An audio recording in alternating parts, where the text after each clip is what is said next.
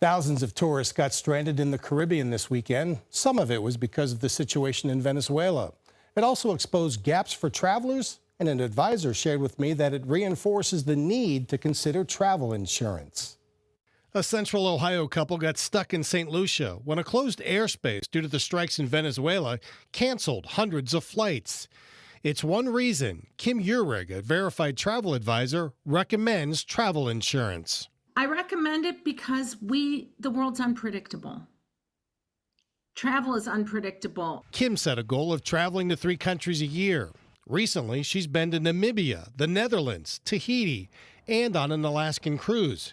She understands that things can happen, which can interrupt an itinerary. Getting sick doesn't have a border. You know, you can get sick, you can get injured, and your travel insurance is that extra level of protection. Traveling outside the U.S. already requires more documentation and being prepared for different currencies and languages.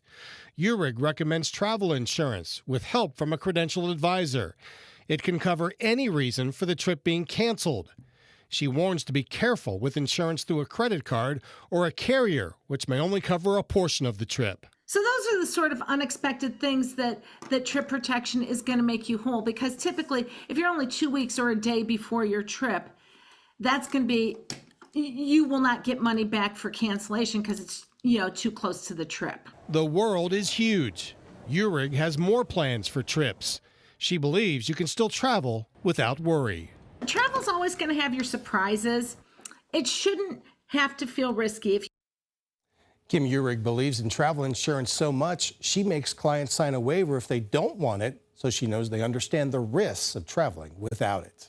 Hi, everyone. I'm Lindsay Watson. Thanks for watching the WKBN 27 First News YouTube channel. If you want more video news, subscribe to our channel. And don't forget to download the WKBN 27 First News app for breaking news alerts.